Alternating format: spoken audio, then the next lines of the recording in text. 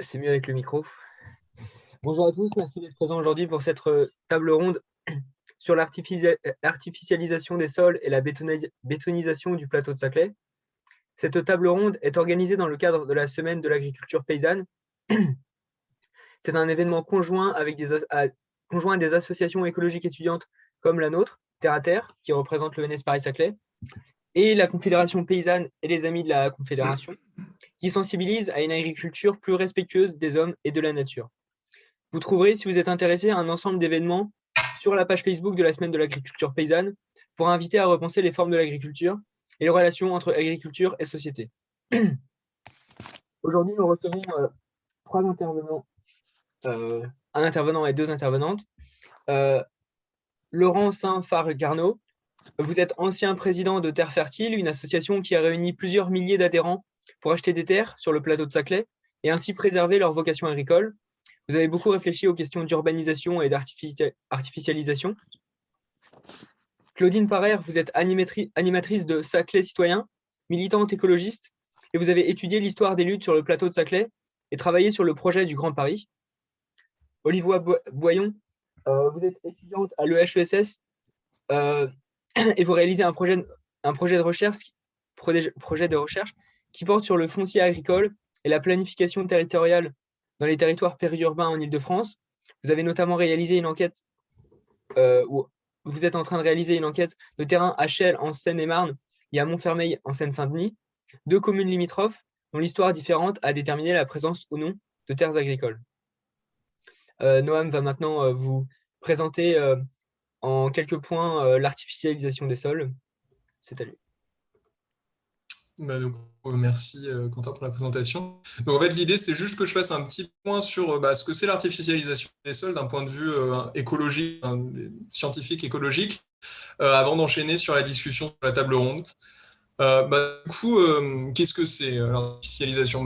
Ça recouvre en fait tout processus qui implique une perte d'espace naturel, agricole ou forestier, et qui conduit donc à un changement d'usage ou de structure des sols. Donc ça, c'est la définition assez large. On voit que c'est celle qui est la plus employée. Et en fait, il y a quand même dans la littérature scientifique plusieurs définitions différentes qu'on voit, qui reposent en fait sur des indicateurs un peu différents. Parce que pour comprendre ce que c'est l'artificialisation, on peut compter la surface qui est artificialisée, mais on peut aussi prendre en compte le type de transformation des sols, parce qu'il y a plein de manières de transformer un sol. On peut aussi regarder les impacts de cette transformation sur l'environnement et la localisation des zones impactées qui peuvent avoir une importance différente. Et donc, on comprend qu'il y a plusieurs processus d'artificialisation qui peuvent aller tout simplement de la transformation d'une terre agricole en jardin jusqu'à la transformation d'une terre agricole en imperméabilisant totalement cette terre et en y construisant un parking. Et donc, il y a principalement en France deux causes principales à l'artificialisation. La première, c'est l'étalement urbain, c'est à peu près 42% de l'artificialisation qu'il y a en France, et le second, c'est le développement des infrastructures et des transports. On voit que quand on parle du plateau de Saclay, on le verra en plus de détail, on est vraiment en plein milieu de ces causes principales, et on parle d'artificialisation, d'imperméabilisation totale en particulier. Donc, quels impacts écologiques ça peut avoir ? Il y en a de nombreux, mais du coup, il y a un impact sur l'imperméabilisation, donc ça va empêcher l'infiltration et la recharge des nappes souterraines, donc ça pose des questions sur la sécurité en approvisionnement en eau, notamment dans un contexte de changement climatique. Ça pose des problèmes de ruissellement, d'érosion des sols. Il y a aussi un gros enjeu sur la biodiversité, parce qu'on a une destruction des habitats et une fragmentation de ces habitats-là, et donc c'est identifié par l'IPBES, qui fait un peu référence d'un point de vue scientifique pour la biodiversité. Pour eux, c'est une des 5 causes majeures d'extinction de la biodiversité, l'artificialisation. Ça va influencer aussi la qualité des eaux.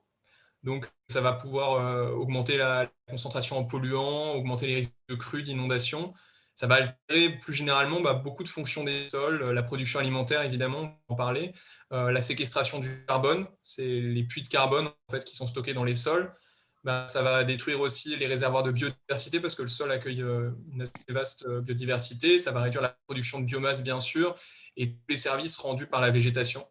Donc ça, c'est le point de vue un peu écologique. Et puis, il faut quand même noter qu'on parle parfois de restauration écologique. On va restaurer une zone qui a été artificialisée. Il faut savoir qu'écologiquement, c'est jamais possible de restaurer totalement une zone.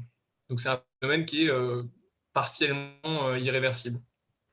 Et puis cette restauration, en plus, elle est chère. Donc, pour d'autres raisons, on n'a pas envie de le faire, donc on préfère prévenir.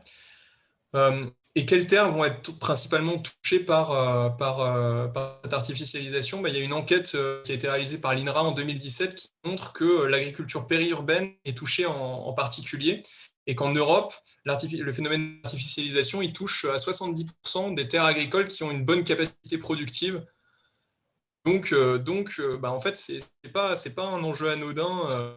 Et l'artificialisation du plateau de Saclay, c'est assez représentatif d'une dynamique plus large. Pour donner quelques chiffres, en France, depuis 1981, les surfaces artificialisées ont gagné 70%.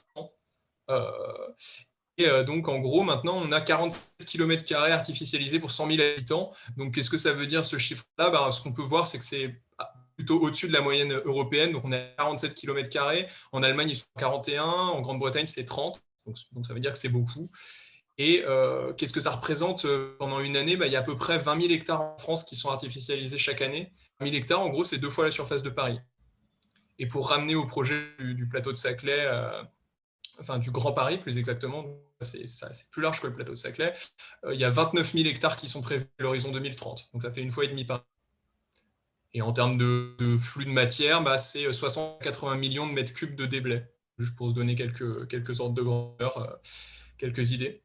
Au niveau de la surface agricole utile, on est passé en 1950 à 63% du territoire qui était consacré du coup à la production agricole, à 52% en 2018. Donc on a perdu 11% de surface agricole utile, donc c'est pas anodin pour la production agricole, surtout quand on parle d'autonomie alimentaire, de changement climatique et de ces questions-là. Et j'ai pu échanger avec Cyril Girardin, qui est présent ici, je pense, qui est agronome, donc spécialiste des sols, qui travaille à l'INRA, qui m'a suggéré d'attirer aussi l'attention sur le phénomène du land grabbing. Donc c'est un phénomène qui a lieu depuis 20 à 30 ans, et c'est des États en fait qui se sont lancés dans l'achat de terres en dehors de leurs frontières. Donc ça a lieu notamment à Madagascar, en Indonésie, en Afrique, mal non différents. Et donc d'une certaine manière, on peut dire que les hectares qui sont acquis de cette manière et qui sont des hectares fertiles, ils sont précieux parce que sinon ça ne justifierait pas ce genre de pratique. Et donc la destruction de terres qui sont aussi fertiles en France, et particulièrement les terres du plateau de Saclay sont très reconnues pour leur qualité écologique, c'est d'une certaine manière assez catastrophique. Parce qu'en bétonisant ces terres-là, elles ne pourront plus jamais supporter de culture. Et alors qu'il y a dans un contexte d'une pression de plus en plus forte sur ces terres agricoles pour d'autres raisons. Donc d'une certaine manière, c'est un peu se tirer une balle dans le pied que d'artificialiser ce sol. Donc ça, c'était la conclusion de Cyril Girardin. Voilà. Donc je propose maintenant qu'on passe directement aux questions qu'on va traiter dans cette table ronde. Je rends la parole, Quentin. On voulait tout d'abord, excusez-moi, on voulait tout d'abord aborder les impacts de l'aménagement du plateau de Saclay sur les dynamiques territoriales, et notamment le lien entre l'artificialisation des sols et la perte d'activité agricole. Est-ce que vous pensez que c'est la même chose? Est-ce que les emplois agricoles disparaissent-ils seulement sur la zone bétonisée, ou y a-t-il plus généralement des transformations profondes des dynamiques territoriales dans des projets comme le Grand Paris? Claudine, si vous voulez prendre la parole. J'ai pas écouté la question parce que la perte des emplois. La perte des emplois agricoles, Marie, Est-ce que vous pensez que vous pourriez vous mettre devant le même écran peut-être, parce qu'on entend un écho, c'est important. Je ne sais pas si c'est possible pour vous, Claudine et Laurent. Oui, j'ai le micro, mais on avait prévu que c'était Laurent qui commençait. Si ça ne vous ennuie pas, sur ce sujet, c'est peut-être moi qui suis plus à l'aise pour répondre. La situation sur le plateau en termes agricoles, c'est quand même un petit nombre de grandes exploitations qui exploitent la majeure partie des surfaces agricoles. Et ça fait longtemps que ces exploitations agricoles ont vu leur surface réduite. Je pense qu'on peut mentionner déjà le rapport de la SAFER qui date de 2011, qui avait été commandé par l'État lors de la mission pré-OIN et qui signalait qu'il y avait déjà 1000 hectares de terres agricoles consommées sur le plateau depuis les années 80. C'était essentiellement dû au développement de Guyancourt. Ça s'est accompagné de l'expropriation de la ferme de Villarroy par la création du golfe, qui est quand même du golfe national, qui est quand même, rappelons-le, un scandale absolu, puisque on a supprimé une centaine d'hectares de terres agricoles très fertiles pour y entasser des déchets d'hôpitaux parisiens, des déchets de bâtiments. Tout ça simplement et en dehors de toute réglementation, en totale infraction, mais grâce à la volonté d'un président de la République et d'un Premier ministre, Chirac et Mitterrand, même l'illégalité a été franchie. Et donc, le plateau avait, au début des années 2000, déjà perdu 1000 hectares. Donc, les grandes exploitations ont commencé à se rendre compte que avec le trafic des véhicules, l'embouteillage, etc., leurs évacuations de cultures au moment des moissons étaient difficiles, leur circulation d'engins était difficile, et elles ont commencé à remédier à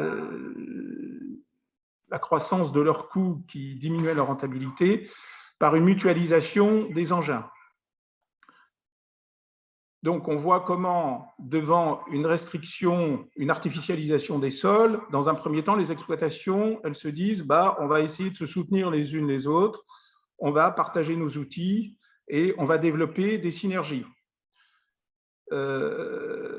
C'est une bonne solution temporaire, mais quand on arrive à un moment, à un niveau critique, et c'est toute la question de ce que déclenche et de ce que franchit le cluster Paris-Saclay, on risque bien un effet domino, c'est-à-dire qu'à partir du moment où on supprime une ferme, puis Villarroy il y a quelques années, on en réduit une autre de manière très importante, la Martinière maintenant avec Corbeville, la synergie d'entraide entre les fermes avec Villetin, Saclay et Villiers-Vandamme commence à devenir périlleuse, et le risque, c'est que c'est l'effet domino, c'est-à-dire qu'une ferme devenant moins rentable, eh bien, les coûts étant constants, les fermes se trouvent à un moment dans une absence de rentabilité. Il faut savoir que ces grandes exploitations aujourd'hui, elles ne sont rentables que grâce à l'aide de la PAC,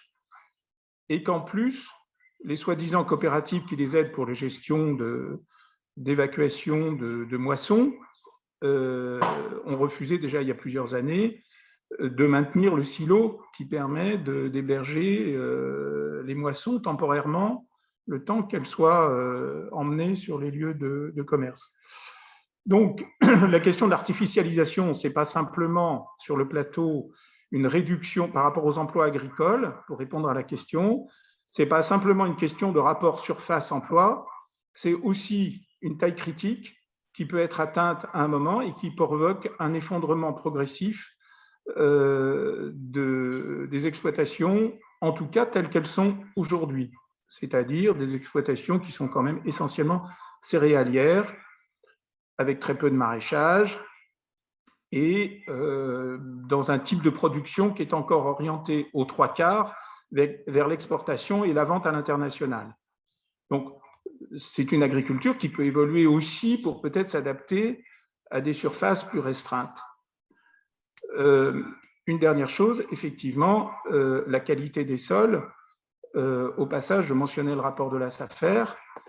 Le rapport de la SAFER sur les étendues agricoles du plateau, donc demandé par l'État avant de lancer l'opération sur le plateau, signalait que l'endroit où il fallait surtout pas construire dans le plateau, parce que c'était les terres les plus fertiles, c'était la frange sud, c'est-à-dire exactement celle où ont été implantées les constructions avec la ZAC Polytechnique, la ZAC Moulon et la ZAC Corbeville. D'ailleurs, vraiment, même quand il y a un rapport aussi solide, argumenté que celui qui était celui de la SAFER. Voilà, si l'État veut passer outre, on pourra voir comment il a pu passer outre. Eh bien, ça n'empêche pas l'artificialisation des meilleures terres. Je vais m'arrêter là pour l'instant. Il y aurait d'autres choses à dire. Merci beaucoup, Laurent. Du coup, j'aimerais poursuivre un peu, voir du côté, du coup, qu'on est sur la question des impacts de l'artificialisation et de ces dynamiques-là, de ces planifications, en fait, ces plans ces plans d'aménagement qui sont mis en place par les pouvoirs publics, là, en l'occurrence. Est-ce que, Olivia, tu pourrais nous dire ce que tu as observé? Du coup, toi, ton terrain d'enquête, c'est sur 2 communes limitrophes, l'une qui s'appelle Chelles, qui est en Seine-et-Marne, et l'autre qui est Montfermeil, en Seine-Saint-Denis. Et donc, est-ce que tu peux nous parler un peu des impacts que ça a eu et pourquoi en fait tu as choisi de t'intéresser à cette zone-là? Est-ce qu'il y a des parallèles avec le plateau de Saclay qui pourraient être faits par rapport à ce que Laurent vient de dire? Oui, absolument. Alors oui, donc en effet, moi je travaille donc sur Chelles, comme tu l'as dit, et Montfermeil, qui sont donc 2 communes limitrophes, l'une en Seine-et-Marne et l'autre en Seine-Saint-Denis. Et je me suis intéressée à ces 2 communes parce que donc elles sont limitrophes, mais elles obéissent à des limites administratives différentes. Et en fait, je me suis rendu compte qu'il y avait une évolution des terres agricoles qui était en cela aussi bien différente. Une des villes, donc Montfermeil, n'a plus de terres agricoles à proprement parler au sens de surface agricole utile, donc au sens de la statistique agricole, mais développe des projets d'agriculture urbaine, donc, et promeut des formes de production agricole sous différents types d'une autre nature. Et à côté, Shell, qui a décidé de réaménager un espace qui s'appelle le Mont Guichet pour installer donc un viticulteur, une maraîchère et perpétuer la présence d'un éleveur qui fait du fourrage. Et donc, je me suis intéressée justement à l'évolution des surfaces agricoles et à la manière dont les différentes communes mettaient en avant des projets, donc des projets agricoles, des projets de promotion de la production agricole, donc à différentes échelles et à différentes natures. Et donc, ces jeux d'échelle, comme ça, j'ai trouvé ça très intéressant. Et parce qu'en fait, ce que je trouve intéressant, même d'un point de vue de l'Île-de-France plus globalement, c'est que la prise en compte des espaces agricoles et leur protection foncière, c'est quelque chose qui ne va pas de soi. En fait, dans les années 60, c'est un peu anecdotique, mais je trouve que c'est un exemple assez intéressant. Dans les documents de planification, donc quand on commence au niveau de la région à produire de documents de planification, sur les cartes, les espaces agricoles sont représentés en blanc, donc en fond de carte. Donc ça, j'ai trouvé ça intéressant parce qu'au fur et à mesure, donc à partir des années 90, les terres agricoles sont représentées en jaune pâle puis en jaune beaucoup plus soutenu. Et donc, à partir des années 95, on observe une meilleure prise en compte des espaces agricoles dans la planification, dans les documents de planification, et la volonté de la région Île-de-France de les préserver. Et donc, c'est également à partir des années 70, avec la création de l'Agence des espaces verts, que l'État crée un organe un peu plus proactif pour donc, tout d'abord protéger et sanctuariser les espaces naturels et forestiers. Et le parallèle intéressant que je peux faire avec le plateau de Saclay, c'est que c'est la première fois que l'AEV, donc l'Agence des espaces verts, qui est cet organisme qui est chargé de protéger ces espaces, se dit, tiens, la vocation agricole des espaces doit être reconnue et la région va intégrer cette dimension agricole dans la protection des espaces. Donc le plateau de Saclay, c'est la première fois que l'agriculture est intégrée dans les travaux de l'Agence des espaces verts. Et donc là, il y a un outil qui est mis en place qui s'appelle le PRIF, le périmètre d'intervention foncière qui intervient sur le plateau. Et donc, au fur et à mesure, ce PRIF évolue avec la concertation des acteurs publics. Et plus tard, il y a un autre outil qui va être développé donc, avec la loi du Grand Paris qui s'appelle la ZPNAF et qui est un outil qui vient prendre le contrepoids des documents de planification qui d'habitude s'imposent aux projets territoriaux. Donc, c'est-à-dire que le document de planification de la région s'impose aux documents plus locaux. Donc le PLU, qui est le document qui organise le projet de territoire d'une commune, doit intégrer les directives des plans d'aménagement régionaux. Or là, avec ces outils fonciers qui sont donc un peu innovants et donc qui commencent sur le plateau de Saclay, ce sont les outils fonciers qui s'imposent au projet d'aménagement. Donc ça, c'est quelque chose que je trouve intéressant dans le sens où c'est des outils qui permettent la sanctuarisation de ces espaces agricoles et donc sur le temps long, parce que derrière sont développés des projets de territoire, des visions communes. C'est élaboré donc, en partenariat avec les collectivités locales et des groupes d'habitants, donc dans certaines mesures. Et donc, ça permet de protéger le foncier donc, sur le temps long et par une veille foncière d'essayer de voir s'il n'y a pas des spéculations foncières qui peuvent être rencontrées ou une trop grande évolution des prix, donc qui pourrait nuire au fait que l'agriculture reste et demeure sur le plateau de Saclay. Donc voilà. Merci beaucoup, Olivia. Est-ce que, Claudine, vous avez une réaction peut-être à ça sur est-ce que vous trouvez du coup, de la même manière que ces nouveaux outils avec l'agence, mis en place par l'agence des espaces verts, ça permet vraiment de protéger les terres agricoles sur le plateau de Saclay? Et si oui, dans quelle mesure? Peut-être une petite réponse là-dessus avant de passer au point suivant. Je vais réagir parce que il faut que tu baisses en complément. Oui, effectivement, je suis d'accord. L'agence des espaces verts, c'était très important.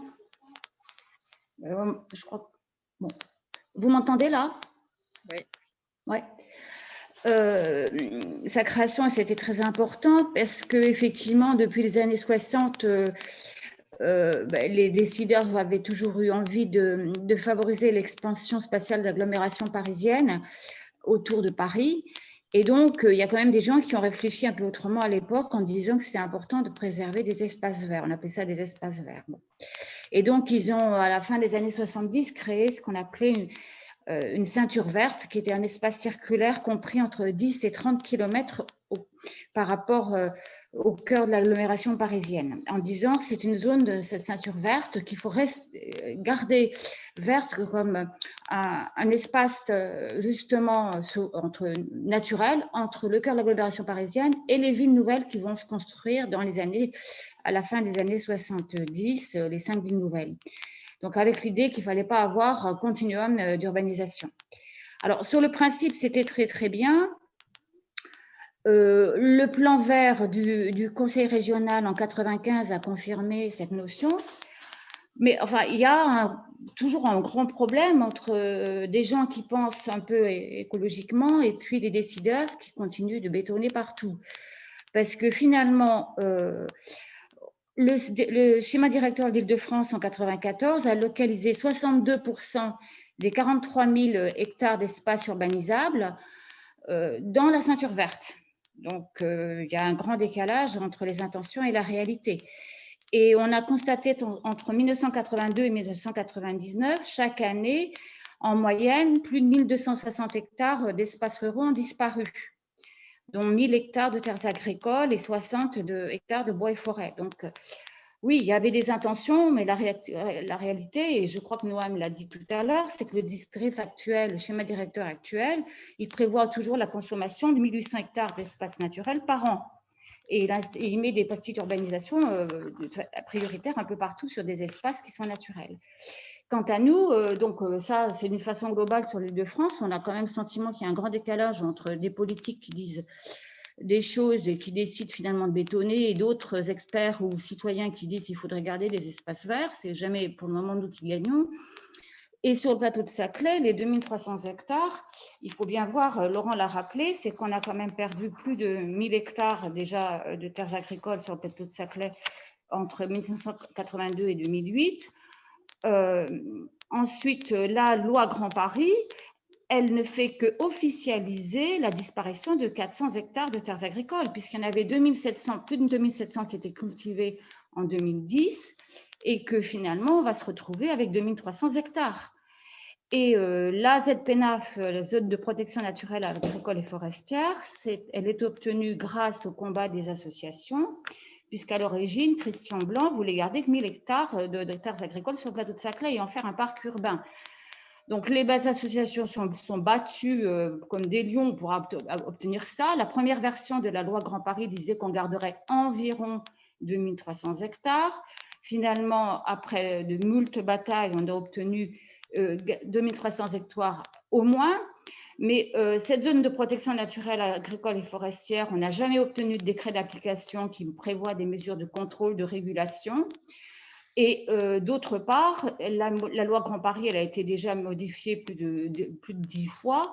Donc, on peut tout à fait considérer que rajouter dans un mot qui serait sauf dérogation, la ZBNAF sauf dérogation fait 2300 hectares, c'est possible. Je veux dire qu'il n'y a rien d'acquis. Hein. Une loi, elle se fait, elle se défait.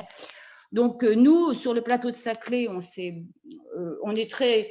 Bon, on pense que le 2300 hectares, bon, ben voilà, on en a perdu 400 et c'est une catastrophe. Donc, on continue à se battre pour qu'il n'y ait pas de construction sur la zone de Corbeville, bien qu'elle soit dans la zone qui est censée être sacrifiée. Nous, on dit qu'il faut continuer à se battre et on continue à penser que cette ZNPNAF est une protection assez illusoire, en fait.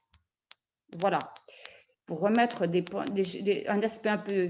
Je suis désolée d'être aussi... réaliste, mais pour nous, sur le plateau de Saclay, on sait tous les jours qu'il faut se battre pour garder les terres qui sont à l'intérieur de la ZPNAF, dans la mesure où même plusieurs fois, le trajet du métro dans les projets qui avaient été présentés par la Société du Grand Paris, elle empiétait sur la ZPNAF et qu'à chaque fois, il faut dire que ça n'est pas possible, ça n'est pas admissible. Pour intervenir, il faut que tu fasses en bas, Laurent. Voilà.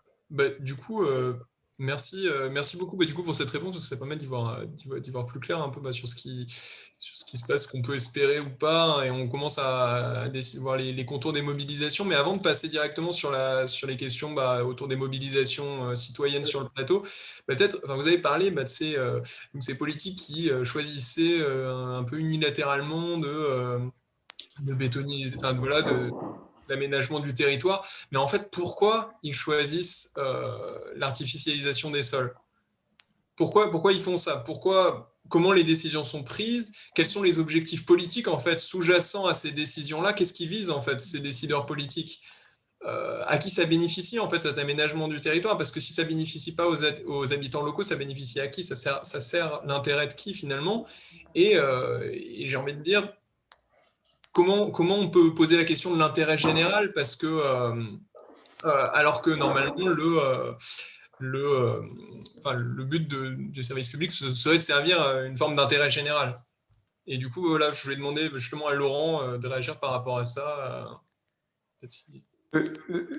C'était un petit complément. Excusez-moi, je ne manie pas encore très bien le signe. Alors, il est arrivé de demande de parole, il est arrivé un peu tard. C'était en complément. Il y a un petit problème avec la protection des surfaces.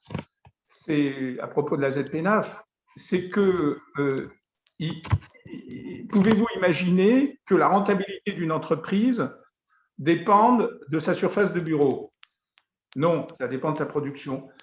Eh bien, et de sa rentabilité. Or, une exploitation agricole, elle n'est pas rentable parce qu'elle fait X hectares. Et donc, toute l'aberration, et d'ailleurs tout à fait intentionnelle, on peut penser, on pourrait dire l'hypocrisie de cette ZPNAF, c'est d'avancer une zone de protection en termes d'hectares sans se poser du tout la question de la rentabilité des exploitations agricoles. Et en fait, c'est ça qui est le vrai danger aujourd'hui, c'est que les exploitations peuvent arriver à un moment à ne plus être rentables, même avec la surface. Parce que la surface, c'est une chose pour la culture, mais ça ne résout pas du tout la question de tout ce qui se passe après, à savoir ou avant, c'est-à-dire qu'il faut semer, il faut que des engins circulent, il faut récolter, il faut que des engins circulent, il faut stocker. Tout ça, ça nécessite des éléments de circulation. L'agriculture périurbaine est aujourd'hui déjà soumise à des règles extrêmement spécifiques sur les types d'engins qui peuvent circuler, qui sont beaucoup plus coûteux, avec des bras rétractables, avec des horaires contraints pour éviter la circulation des habitants et ne pas la gêner, pour éviter des accidents. Tout ça, ça augmente les coûts. Et donc, ce n'est pas du tout une garantie en définissant des hectares que les exploitations agricoles soient vivables longtemps. Voilà, c'était mon petit point que je voulais ajouter. D'accord, bah merci beaucoup pour ces précisions-là. Du coup, je repose un peu ma question qui était du coup, si ça ne bénéficie pas aux habitants locaux, pourquoi on bétonise le plateau de Saclay? Pourquoi il y a ces projets d'aménagement qui sont mis en œuvre? Quel est l'intérêt en fait du politique là-dedans? Pourquoi l'État met en place ce genre de projet et à qui ça bénéficie et au détriment de qui? Il posait un peu la question de l'intérêt général là-dedans du coup. Alors, non, je réponds juste sur qu'est-ce que c'est que le cluster Paris-Saclay initialement? Je vais vous le donner en très peu de chiffres. C'est une gigantesque opération de spéculation immobilière. Point, barre. Tout le reste, c'est de la com pour l'escamoter. Hein? Et je vais vous dire ça tout simplement. Nous avons été expropriés, nous, Terre Fertile, à 0,75 € le mètre carré par le département. Nous nous sommes battus, on a entraîné d'autres propriétaires, on a fait un recours collectif. Le tribunal, finalement, nous a accordé 4 € le mètre carré, la terre agricole cultivée, pour l'expropriation. Il faut voir qu'aujourd'hui, le coût de la construction, j'ai pris les chiffres du ministère, hein, le coût de la construction en Île-de-France, c'est 2 000 € le mètre carré. Et aujourd'hui, vous pouvez voir autour de vous, sur le plateau, dans le Moulon, la vente des appartements, des logements, c'est 4 500 € le mètre carré.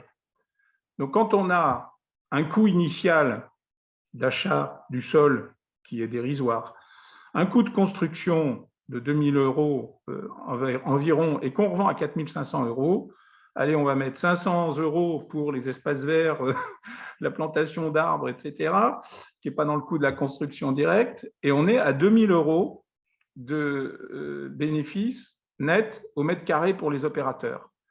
Or, sur l'ensemble du plateau, il y a 2 millions de mètres carrés construits. 2 millions de mètres carrés construits. À 2 000 € de bénéfices le mètre carré, on est à 4 milliards de bénéfices pour le cluster Paris-Saclay. Voilà. Donc, il fallait masquer tout ça. C'est pas nouveau, il y a eu des velléités d'urbaniser le plateau depuis très longtemps. Donc, il fallait masquer tout ça, et ça a été masqué par plein d'arguments,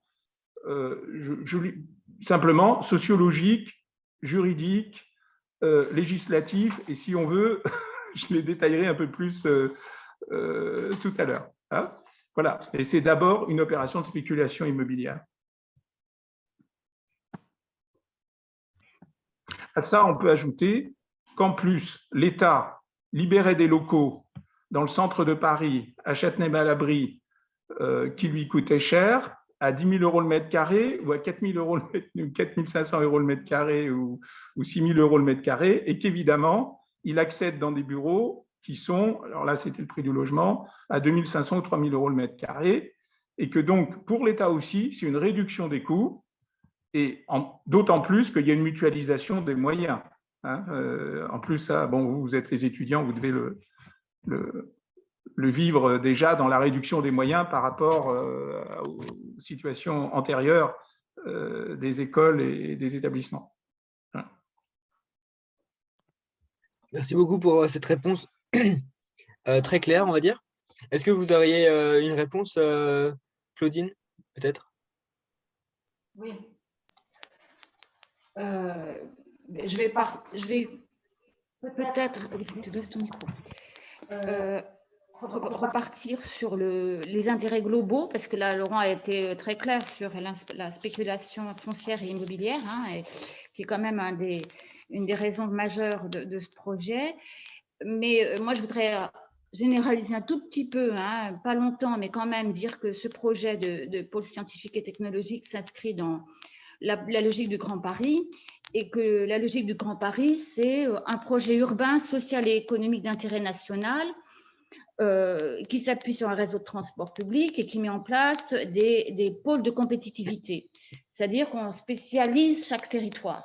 Et l'idée, c'est qu'on va spécialiser des territoires et ensuite faire des réseaux de transport qui vont permettre que les gens vont aller d'un endroit à l'autre, parce que le projet du Grand Paris, c'est de faire de l'Île-de-France un grand bassin d'emploi unique. Bon, avec toujours l'idée d'être dans la compétition internationale et les pôles d'excellence et de la compétitivité économique la plus acharnée. Alors, c'est aussi là qu'on va retrouver d'autres intérêts qui les placent, qui ne sont pas seulement les intérêts spéculatifs et fonciers, c'est les intérêts des grands groupes.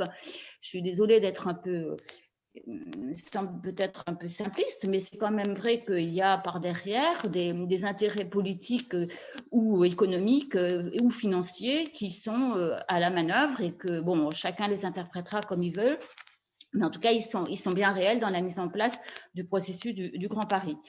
Et justement, tout à l'heure, Noam parlait de l'intérêt général. Nous, ce qu'on regrette fortement, c'est que c'est une loi qui a imposé, dans le cadre d'une opération d'intérêt national, ce projet, sans débat public, contrairement à ce qui aurait dû se faire au regard du droit européen.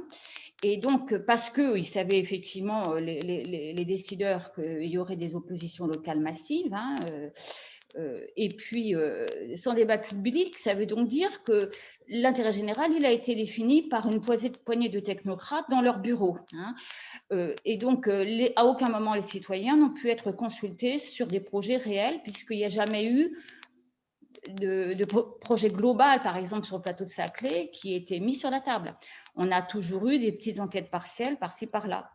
Donc, auquel on a répondu. Et là où c'est une question grave, je pense, pour la démocratie, soyons un peu... bon, c'est peut-être un peu... bon, je dis que pour la démocratie, parce qu'effectivement, les citoyens ne sont jamais consultés, alors que nous pensons que nous avons une expertise, que nous la constituons soit parce que nous vivons sur le territoire, parce que nous avons une connaissance du territoire, une mémoire du territoire, de son histoire, que nous nous sommes appropriés le territoire et que nous avons un projet pour notre territoire, et puis que nous avons une expertise parce qu'au fur et à mesure, on s'est coltiné des enquêtes publiques, on a travaillé avec des experts juridiques, des experts environnementaux, des experts de l'eau, des experts dans tous les domaines, on a travaillé avec les agriculteurs, et que l'ensemble fait que nous, les citoyens, les habitants, on a le droit de faire part de notre conception de l'intérêt général et que celle-ci n'est jamais prise en compte. Ça a été le cas au cours de toutes ces années, ce qui est le cas pas seulement ici, hein, je veux dire à Gonesse dont on parle beaucoup, dans nombre d'endroits actuellement, les choses se font sans que les citoyens soient consultés vraiment sur le fond et en toute connaissance de cause. Donc voilà, moi je pense que vraiment il y a une question sur la construction de l'intérêt général qui est très pertinente en ce moment, qui n'est pas facile à résoudre, mais en tout cas tout est fait pour que ce ne soit pas fait avec les citoyens. D'accord. Merci beaucoup pour cette réponse, peut-être un peu plus macro-sociale. Est-ce que vous pensez, peut-être qu'une partie d'entre nous sommes des étudiants justement sur le plateau de Saclay, est-ce que vous pensez que l'université a une responsabilité à jouer dans ce projet, l'université Paris-Saclay qui sort un peu des champs comme par magie? Si vous avez une réaction, Claudia ou Olivia peut-être. Alors, je sais pas vraiment, parce que moi, du coup, je suis pas exactement étudiante sur le plateau de Saclay. C'est vrai que en fait, nous, nos locaux, justement, ça rejoint un petit peu ce qu'on vient de dire, mais le cluster Paris-Saclay, donc c'est pour la recherche fondamentale et les domaines qu'on connaît sur le plateau avec les grandes écoles, les entreprises qui sont installées, donc ça fait sens dans le projet de l'État. Nous, il y a eu aussi un projet donc, à l'autre bout de Paris, donc à Aubervilliers, de faire un cluster des sciences sociales. Donc nous, nos locaux sont maintenant implantés là-bas en partie. Et il y a aussi, il me semble, des locaux de l'ENS, d'autres locaux de grandes écoles. Donc faire vraiment, on a vu donc la volonté de créer un pôle sciences sociales donc au nord et sciences appliquées, sciences fondamentales au sud. Après voilà, je ne sais pas quelle est la légitimité de l'école porter ce type de projet. Ah oui, effectivement. Bah, merci Olivia. C'est vrai que du coup, pour nous, en tant qu'étudiants du coup de l'ENS et puis d'autres grandes écoles, on pense qu'on a une responsabilité en fait sur cette artificialisation qui est là et qu'en même temps, à la fois on en est les acteurs parce qu'on est les nouveaux habitants qui viennent sur le plateau et en même temps on le subit aussi, comme disait Laurent tout à l'heure, parce que finalement les choses sont pas bien faites. Pour nous accueillir, on n'a pas de, alors d'autant plus en cas de confinement, mais on n'a pas d'endroit pour s'approvisionner en nourriture proche. Les transports, c'est compliqué et tout ça. Donc, je pense qu'il y a une forme de responsabilité là-dedans. Et du coup, je vais rebondir un peu sur ce que disait Claudine tout à l'heure, au niveau, du coup, de ces projets d'aménagement qui sont pensés par des experts dans leur cabinet, au sommet, qui vont faire des grands plans sur comment ça doit se passer dans la pratique. Qui ont l'air d'une certaine manière détachés du terrain. Et je voulais demander en fait à Olivia plus largement qu'est-ce que c'était le rôle des représentations en fait dans ces documents de planification.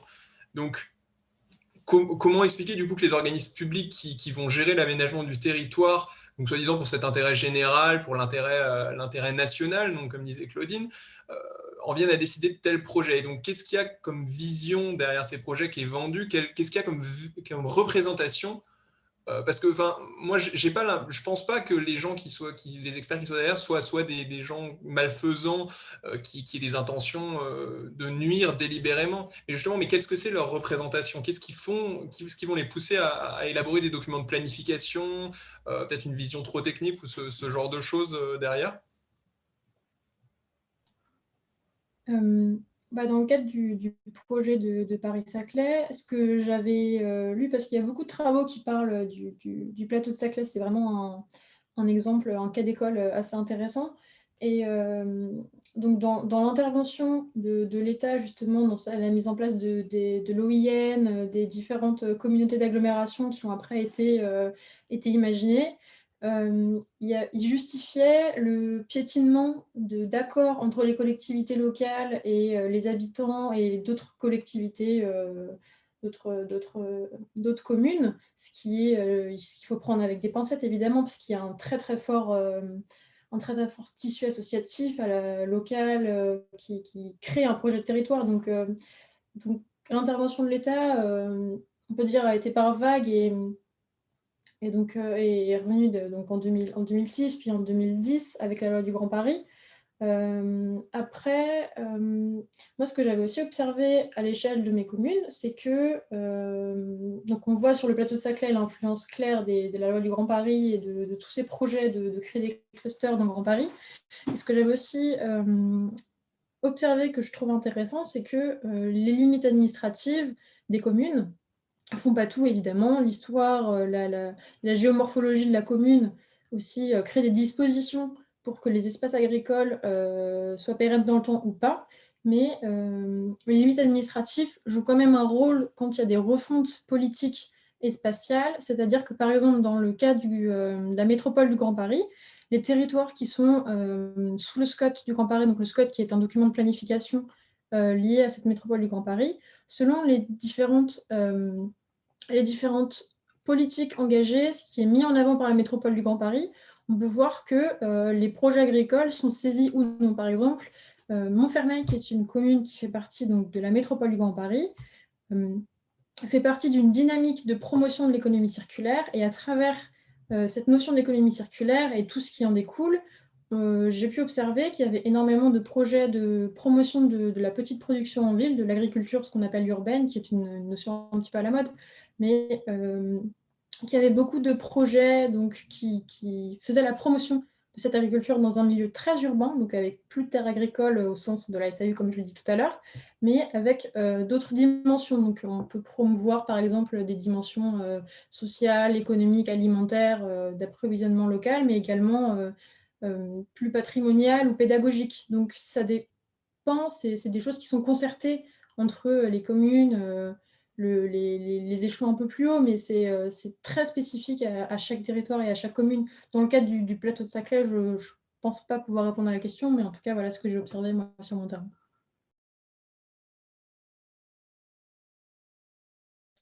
Merci beaucoup, Olivia. J'ai vu que Laurent, tu demandais la parole, donc je t'en prie, vas-y. Faut que tu réactives ton micro, normalement. ce qui pourrait se faire au sein des universités, des écoles, etc. Bon, on a déjà fait depuis 10 ans beaucoup de réunions à Polytechnique, à Supélec, avec des promotions, avec AgroParisTech encore l'année dernière, avec des promotions successives. Je suis toujours étonné, et l'étude patrimoniale qui avait été réalisée il y a quelques années l'avait bien montré. D'abord, l'incapacité des étudiants à comprendre que quand on quitte un territoire urbain, on ne peut pas retrouver dans un territoire qui est au mieux urbain, voire rural, comme le plateau de Saclay, les conditions de vie que l'on avait en centre urbain dense. Et la première des choses qu'on voit, qu'on entend dans le discours des étudiants, c'est « ouais, on est à Saclay, mais on n'a pas le cinéma tout proche, on n'a pas les bistrots, on n'a pas notre petite boutique, l'arabe du coin pour être comme ça dans le discours traditionnel, le Shopee du coin qui est ouvert toute la nuit. Quand on a terminé notre fête à 24 heures, on peut se trouver la bouffe, machin, micro-ondes et tout. » Voilà, ça ne va pas, on n'est pas dans nos conditions de vie, on n'est pas dans des bonnes conditions pour vivre bien sur le plateau. Ça, c'est déjà quelque chose dont les étudiants souffrent, j'en conviens, mais on ne peut pas considérer qu'on va transposer ces conditions, sauf à aggraver la destruction des terres agricoles par des séries de constructions. Je vais y revenir après parce qu'il y a un deuxième aspect.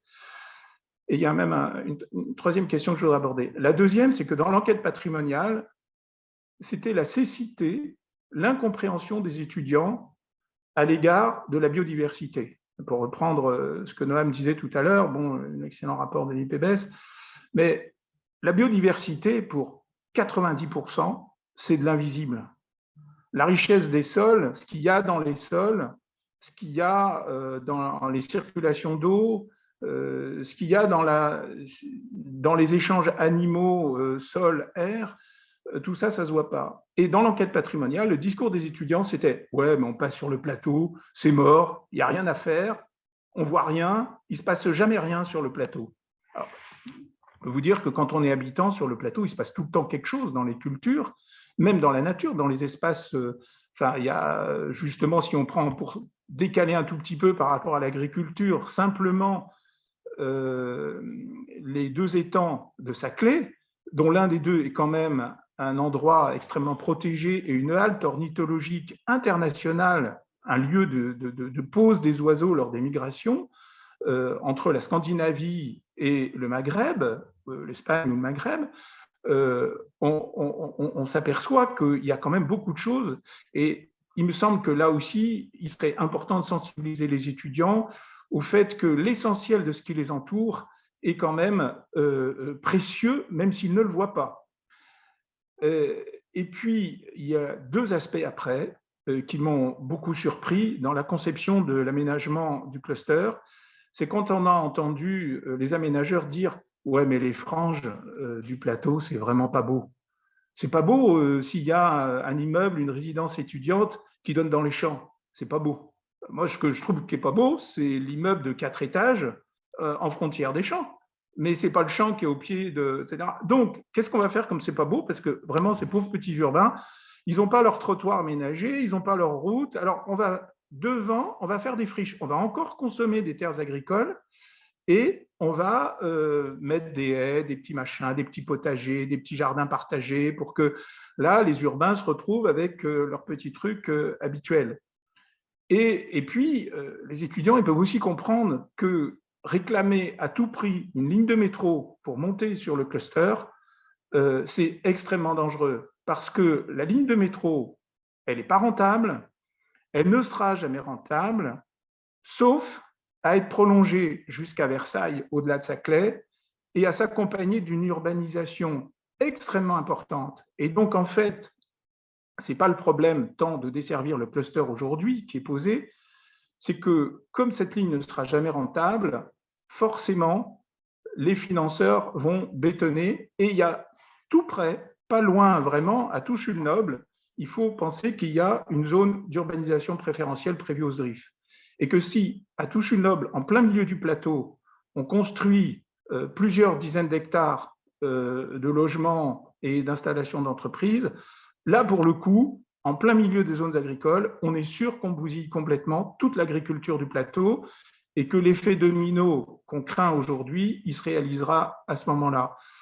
Donc, il me semble que les étudiants qui sont souvent là pour 3 ans et qui, pendant 3 ans, veulent avoir tout le confort qu'ils avaient quand ils étaient rue de la Montagne-Sainte-Geneviève, à Châtenay-Malabry ou dans telle ou telle zone urbanisée, eh ben, il faut qu'ils comprennent qu'on les a déplacés d'une manière complètement inepte et idiote, sans prendre la précaution de leur intérêt à eux, mais que leur souci aujourd'hui, de même qu'on trie et qu'on fait attention à ne pas acheter des emballages, on se casse la tête à prendre ses céréales dans un bol en vrac et plus à prendre du carton, et ben on va faire attention à se déplacer, peut-être en prenant un peu plus de temps, mais sans avoir un métro. On va faire attention au fait que juste après, les surfaces agricoles, elles sont fragiles, donc on ne va pas forcément demander une plaine avec 2 stades, parce que je vous rappelle quand même que les 2 stades de la zone du Moulon construits pour les étudiants, ils ont été pris sur justement des surfaces agricoles appartenant à l'UNRWA, qui faisaient des projets de recherche sur les semences à cet endroit-là, et qu'on a privé la ferme de Moulon des 2 tiers de ces surfaces pour faire 2 stades, parce que les étudiants, il faut bien qu'ils s'amusent. Donc, vous voyez, il me semble que aujourd'hui, les étudiants, ils sont pour rien, ils sont pris en otage au milieu de tout ça, mais qu'une conscientisation des étudiants sur déjà tous les dégâts commis par cet ensemble urbain implanté sur le plateau, il faudrait éviter de créer d'autres conséquences négatives et qu'ils peuvent être solidaires de ce qui se passe autour à travers une bonne compréhension de leur impact à eux en tant que nouveaux habitants de cette zone, et éviter de demander des choses qui vont complètement finir la destruction des zones agricoles, naturelles et forestières du plateau. Merci Laurent pour ces questionnements. Alors moi, du point de vue étudiant, alors je ne sais pas si je partage entièrement vos observations sur ce dont on est responsable ou pas, parce qu'il y a une partie de responsabilité qu'on reconnaît, enfin voilà, et il y a une partie de choses, des choix qui nous sont imposés. Je sais que dans pas mal d'établissements en fait, qui sont allés s'installer sur le plateau, il y a eu pas mal de mobilisations étudiantes pour ne pas bouger, alors pas pour des raisons de préserver les terres agricoles, hein, c'est pas les premiers motifs qui sont mis en avant, c'est des choses qui commencent à émerger un peu. Mais en revanche, je trouve qu'il vous posez une question intéressante parce que vous dites, mais les étudiants, ils ont envie aussi de ça. Alors, je ne sais pas si dans la pratique, ce dont on a envie, est-ce que c'est vraiment d'avoir des boîtes de nuit à côté, ou est-ce que c'est pas plutôt d'avoir un endroit déjà où aller faire nos courses qui soit proche d'ici. Mais toujours est-il que ça pose la question de quelles sont nos attentes en fait, quelle représentation on se fait en étant étudiant, qu'est-ce qu'on va étudier, où est-ce qu'on va, et puis des représentations des habitants locaux. Nous, on est, vous êtes sur le territoire, vous voyez tous ces projets qui arrivent, les représentations de l'État, des aménageurs qui vont décider de faire les choses comme ça, les représentants des dirigeants d'université qui pensent à faire un nouveau pôle ultra compétitif qui va monter dans les classements mondiaux, voilà. Mais du coup, du point de vue des étudiants et des habitants locaux, parce que c'est là où on peut parler, c'est les gens qui sont un peu présents ici, comment on pourrait faire finalement pour trouver une sorte de terrain d'entente, pour essayer de rejoindre un peu ces représentations qu'on a différemment, pour essayer de construire un truc qui soit ensemble. Quelle piste il y aurait en fait pour dessiner des alternatives plutôt que des conflits qui est. C'est-à-dire, après qu'on ait visibilisé les conflits qu'il pourrait y avoir et qu'il y a, quelle piste on pourrait dessiner? J'ai vu que Claudine, tu demandais la parole, donc si tu veux, tu peux. Je t'en prie. Fabienne aussi. Je crois que Fabienne demandait la parole aussi. Oui, Fabienne, si tu veux réagir, peut-être d'accord. Vas-y, je donne la parole. Ouais, en fait, je peut-être pas. J'ai pas mal de choses à dire. Je vais me limiter pour commencer. La première des choses, c'est que je pense qu'il faut maintenant organiser une vie pour les étudiants qui sont là et pour le personnel qui est arrivé. Mais la première des choses, c'est qu'il faut qu'ils prennent conscience et il faut leur expliquer, il va falloir qu'on le fasse ce travail, qu'en fait, organiser cette vie agréable et supportable sur le plateau, ça passe pas, certainement pas par la ligne 18. Voilà. La ligne 18, d'abord, elle ne va pas à Paris. Bon. Et ensuite, imaginez que vous ayez ce transport lourd, rapide qui arrive au milieu du plateau. Le résultat immédiat de ça, c'est que le plateau va se vider. Ça sera encore plus un plateau dortoir qu'actuellement. Si on a une facilité pour aller loin, on va aller habiter loin. Et donc, la vie locale ne se développera pas. Ce qu'il nous faut aujourd'hui sur le plateau de Saclay, ce sont des transports de desserte, de proximité. Ce sont des moyens de circuler entre Polytechnique et Moulon, par exemple. Ce sont évidemment des commerces et un certain nombre de choses comme ça. Donc, alors ça, c'est valable pour les étudiants, mais aussi pour le personnel des établissements. Et le deuxième point, c'est justement, on parle beaucoup des étudiants. Moi, je voudrais parler un petit peu de la responsabilité des scientifiques dans tout ça, parce que ce cluster, il a été créé, soi-disant, voilà, au nom du rayonnement de la recherche française, entre autres. Et beaucoup de scientifiques, soit ont été, disons, sont éblouis par ce mirage, le mirage du cluster Paris-Saclay, mais ont aussi fait preuve d'une grande soumission au pouvoir qui leur imposait ce projet, parce que ce n'était pas du tout une demande du milieu scientifique. Et ça, grâce à un fonctionnement très pyramidal, finalement, de nos institutions, hein, avec beaucoup d'instances qui fonctionnent en pelure d'oignon et qui permettent finalement au pouvoir d'imposer ses vues, malgré la soi-disant collégialité académique qui nous permet de nous exprimer. Finalement, on n'est pas capable de dire ce dont nous avons besoin pour notre recherche et notre enseignement. Il y a eu aussi une grosse stratégie d'évitement du sujet. Moi, je l'ai vécu dans mon labo, dans ma vie professionnelle. Impossible d'aborder cette question, alors qu'on a quand même vécu 10 ans de tractation très compliquées pour la constitution de ce cluster. Impossible d'aborder la question de l'impact écologique de ce projet, avec des collègues qui se réfugiaient soit dans la science, soit dans les complexités de notre appareil académique, avec de l'organisation à l'infini, de nos conseils, de nos commissions d'experts, de nos départements d'enseignement, etc., qui ont été en permanence réorganisés. Ça devait être voulu aussi, hein, c'est-à-dire que chaque fois qu'on arrivait à obtenir une structure qui fonctionnait un peu, il nous tombait des oukases d'en haut pour reconfigurer le système d'une autre façon, avec un autre type de maillage. Voilà. Donc, je crois qu'effectivement, on a une responsabilité maintenant, tous, pas seulement les étudiants, pas seulement les scientifiques, mais aussi les anciens habitants du territoire, les militants chevronnés qui se sont battus pour travailler ensemble et essayer de construire un autre projet. Voilà. Et en tout cas, pour ce qui est des scientifiques, je dirais, ce qu'on a à faire, et scientifiques et étudiants, c'est ne pas laisser nos chefs d'établissement parler pour nous. Il faut qu'on dise ce dont on a besoin. Et ce dont on a besoin, ce n'est pas la ligne 18. Voilà. D'accord, merci pour cet élément de réponse qui diversifie un peu les points de vue. Olivia, tu voudrais peut-être réagir sur ces questions?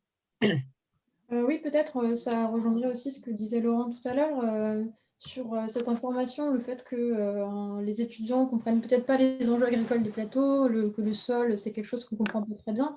Je pense qu'il y a effectivement un véritable enjeu d'information pour aussi bien au niveau des étudiants que des habitants, des collectivités locales, pour faire prendre conscience des enjeux de produire de l'agriculture en milieu urbain. Laurent en parlait tout à l'heure, des défis que ça représente d'un point de vue du transport, de l'aménagement, de la machinerie, mais aussi du stockage, de l'envolée des prix du foncier et tout ce que ça représente. Mais je pense qu'il y a aussi cet enjeu d'information qui est important et de comprendre que les espaces agricoles ont une cohérence fonctionnelle, c'est-à-dire qu'ils fonctionnent bien mieux quand ils ne sont pas mités par de l'urbain, mais quand ça peut circuler, quand sur le long terme, ce sont des espaces qui sont fonctionnels et qui peuvent interagir ensemble et que ça peut fonctionner sur le long terme. Et donc ça, je pense que c'est quelque chose qui est important, qui est un peu porté par par l'agglomération, il me semble, et par beaucoup d'associations aussi. Et ça rejoint aussi ce que disait, il y avait un commentaire de Isabelle, je crois, dans le chat, qui parlait des systèmes de production agricole qu'on promeut sur le plateau. Et ça, je pense qu'il y a aussi un vrai travail des associations locales qui prennent en charge une partie de cette information, de la communication justement des enjeux agricoles, des enjeux d'une autre agriculture, de l'agroécologie, des autres modèles agricoles qui sont développés sur le plateau, et donc qui est nécessaire. Et je pense que ces associations locales font un travail très important de comprendre aussi l'évolution qu'a connue le plateau en termes de production agricole. Oui, c'est vrai que sur le plateau, avec la ferme de Viltin, je sais que certains étudiants de l'ENS allaient justement à la ferme de Viltin, et vu que c'est une ferme en maraîchage où la cueillette est notamment possible, ça sensibilise un peu à Oui. l'agriculture, on va dire, accessible et vraiment nourricière, et pas tournée vers les exportations.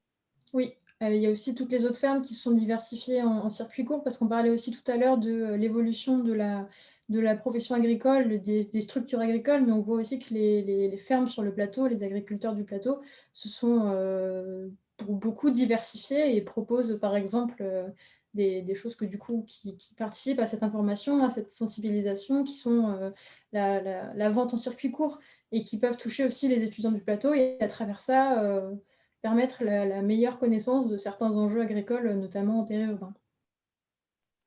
Ok, merci beaucoup.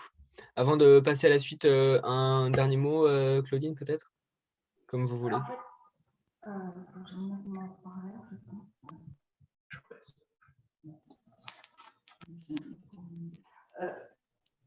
Un dernier mot, en fait, c'est la question tout à l'heure, je reviens vraiment en arrière, je suis désolée, mais les gens dans leur bureau, ils n'ont pas décidé ça simplement contre, il devait bien avoir des vraies raisons pour faire ça, etc.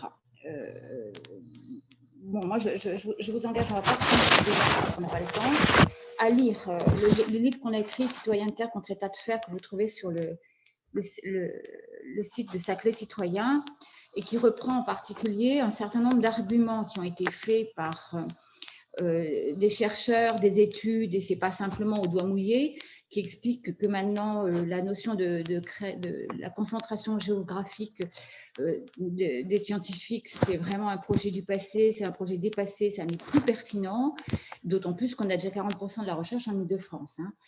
Donc, on a des arguments pour dire que ça n'était pas pertinent. Et on est passé outre. Hein. Donc, il faut à un moment donné ouvrir les yeux et se dire que ce n'est pas simplement, il n'y a pas que les bonnes intentions dans ce bas monde. Et je vous rappelle juste une phrase de Christian Blanc, qui était à l'origine de tout ce projet, qui est « il faudrait, dans l'enfer ou le chaos », il disait « le meilleur moyen d'éviter le mitage des terres agricoles du plateau, c'est d'anticiper la fin de la vocation agricole de celui-ci ». Tout ceci repose sur des présupposés qui sont le développement économique de l'Île-de-France est fondamental parce que l'Île-de-France est le moteur de la France au plan international, et même parce qu'il va y avoir un ruissellement entre la région Île-de-France et les autres régions. Les nouvelles études économiques démontrent que la notion de ruissellement n'est pas pertinente et n'existe pas, elle n'est pas fondée. Donc, il faut remettre en question cette idée que Paris, c'est le moteur de l'Île-de-France, et re-questionner l'équilibrage entre les différentes régions, et aller même au-delà de ça, en questionnant l'équilibre entre métropole et ville moyenne. Il y a beaucoup de livres maintenant qui paraissent sur le sujet. Je vous engage à lire le livre de Guillaume Faburel sur ce sujet, qui remet en question la métropole, la métropolisation, et qui dit l'avenir est aux villes moyennes, parce que effectivement on arrivera à des territoires qui sont autonomes sur le plan énergétique, agricole, nourricier, et qui auront un sens pour les habitants. Donc c'est vrai que on n'est pas simplement et on a fait ça dans un coin de bureau, c'est qu'il y a quand même dessous toutes ces stratégies-là des visions politiques, des visions de la société, des visions de que vont devenir les habitants et les citoyens, qui sont différentes. Je pense que c'est absolument indispensable. Après, chacun fait ses choix, hein, mais au moins dénoncer ces questions-là et que chacun puisse y répondre. Merci beaucoup, Claudine. Et je vous d'enchaîner sur une autre question qui est vraiment centrée sur les mobilisations qu'il y a eu dans les différentes zones qui nous intéressent là. Et pour savoir, en fait, du coup, qui peut se mobiliser, tout le monde, on peut se dire, mais quels leviers ils vont avoir à leur disposition pour se faire entendre? Qu'est-ce qui a été fait en fait historiquement sur le plateau? Quel type de mobilisation il y a eu et quel type de résultats en fait il y a eu? Qu'est-ce qui a changé? Qu'est-ce qui a bien fonctionné? Qu'est-ce qui n'a pas trop fonctionné? Et où on en est en fait de ces mobilisations-là et vers quoi il faudrait se diriger en fait pour pouvoir peser sur les décisions qui sont prises et essayer de proposer donc des alternatives en matière d'aménagement du territoire d'une certaine manière. Claudine, peut-être que je vous laisse la parole. Je suis désolée, mais je vais peut-être un petit peu redire quelque chose là-dessus, parce qu'en fait, ça fait vraiment un bon bout de temps que tout le monde se bat sur le plateau de Saclay. Ça fait plus de 40 ans. Il y a des choses qui ont abouti, d'autres qui n'ont pas abouti. Je vais vous dire, en 80, la première grande action des habitants a fait échouer une implantation industrielle sur les terres agricoles de Saint-Aubin.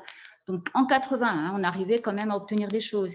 En 90, il y a eu aussi une baisse du schéma directeur d'urbanisation du plateau de Saclay qui a été obtenue parce que les habitants se sont mobilisés. Donc, on a depuis des années 80 une longue histoire avec les oui, en 2000, c'était avec le classement de la vallée de la Bièvre, effectivement, en 2000, grâce aux ABB, parce que ça a aussi permis une protection de la vallée de la Bièvre. Bon, on ne va pas tout reprendre, mais je veux dire, depuis le projet de loi Grand Paris, les associations se sont tous mobilisées, mais pas seulement les associations, les habitants, les agriculteurs. On a utilisé énormément de moyens d'action, je veux dire, des choses absolument traditionnelles, des tracts, des réunions publiques, des assises, des forums. On a rempli des pages d'enquête publique, on a même repris les contributions des enquêtes publiques qui avaient été faites lors de l'enquête de 2016, où on s'est aperçu que les avis avaient été détournés. Donc, un travail de Romain a été fait par des personnes qui sont d'ailleurs présentes ici derrière l'écran pour reprendre plus de 4000 contributions et constater que la population s'était mobilisée contre le projet de ligne 18. Il y a eu des communications extrêmement importantes vis-à-vis de la population. 100 000 exemplaires d'un castor fait il y a plus de 10 ans, 20 000 plaquettes contre le métro il y a 2 ans. Bon, énormément de choses en direction des citoyens. Et en même temps, des actions qui sont beaucoup moins drôles, mais qui sont les actions absolument nécessaires, qui sont les recours juridiques, dans le cadre en particulier avec l'aide d'un groupe d'études juridiques qui rassemblait toutes les associations du plateau de Saclay et les citoyens. Et puis, on a fait des actions. Alors, le problème, c'est que tout ça, c'est combiné l'un à l'autre. Et après, je dirais quelques résultats, mais c'est vrai que dans la grande presse, ce qui apparaît qui est le plus repris, c'est des choses qui sont comme la remise de parpaings d'or à des ministres, des pique-niques un peu festifs, un tracto vélo, un projet de construction de cabanes de la résistance sur le plateau de Saclay où les flics sont plus nombreux en 2 minutes et demie que nous, ou bien même le projet... C'était l'installation d'une réponse. Excusez-moi, je vous interromps, mais oui. Vous êtes peut-être en train de bouger des documents près de votre micro. Et du coup, on vous entendez plus juste les 10 dernières secondes. Donc, vous pouvez juste reprendre, mais faites peut-être attention. Alors, je disais que ce qui a été le plus médiatisé, c'est des actions un petit peu extraordinaires. Et notamment, je disais, la construction de la cabane de la résistance, mais qui n'a pas duré, ou bien l'envahissement des chantiers du métro, il y a quelques mois, mais qui aussi a été très vite stoppé par les flics. Bon, tout ça pour dire qu'on a multiplié Il y a aussi, je voudrais juste citer quelque chose qui avait été très drôle, qui était la remise de diplômes d'excellence en tartufferie qui avait été faite avec l'aide de quelqu'un qui est très actif sur le plateau de Saclay à des élus. Et là aussi, ça les a un peu choqués. Mais c'était bon, voilà. C'est très intéressant d'avoir toutes ces actions diversifiées. Mais à l'arrivée, qu'est-ce qu'on a obtenu ? On a obtenu effectivement l'inscription de 2300 hectares quand même dans la loi, ce qui est quand même mieux que rien, puisqu'au démarrage, on était parti avec moins de 1000 hectares gardés. On a obtenu aussi, à un moment donné, on a voulu nous mettre l'exposition universelle sur les terres agricoles. Ça, on a obtenu que ça fasse, que ce soit abandonné, cette idée. Mais c'est vrai qu'il nous reste toujours le projet de métro pour le moment et qui reste dans les bagages. Alors, on a fait des tas de propositions alternatives qui sont absolument pertinentes parce qu'elles sont moins coûteuses, elles sont réalisables facilement, elles correspondent aux besoins des gens. Pour le moment, elles ne sont pas prises en compte, mais on peut espérer que comme la ligne de métro sera déficitaire, qu'elle n'est pas pertinente, peut-être que les nouveaux venus vont considérer qu'il ne faut pas la conserver. Mais c'est vrai que pour le moment, notre dernière grosse bataille, c'est ça, hein, c'est d'arriver à obtenir que le métro ne se fasse pas du tout, ni en terré, ni en aérien, entre Saclay et Versailles, et que l'hôpital ne se fasse pas, parce que là, s'il y avait un hôpital sur le plateau de Saclay, alors là, évidemment, d'abord, c'est une catastrophe pour les petites villes localement. Enfin, la disparition d'hôpitaux locaux, c'est une catastrophe sur le plan de la santé de proximité. Et puis, surtout que ça veut dire qu'à ce moment-là, on aura une raison de plus à faire le métro, bien que ça ne déplace pas l'hôpital, mais ça n'empêche que ça sera aussi une des raisons supplémentaires pour dire qu'il faut le métro. Voilà, on a obtenu des choses, on n'a pas tout obtenu et effectivement, il faut continuer à se battre. D'accord, merci beaucoup pour ces réponses sur les projets qui mobilisent. Et vous avez parlé un petit peu d'alternatives. Est-ce que vous pourriez développer, Claudine, peut-être après Laurent et Olivia aussi, sur les alternatives en matière d'aménagement du territoire qui pourraient être plus viables d'un point de vue écologique et agricole et peut-être plus pertinent en matière de tissu économique et social?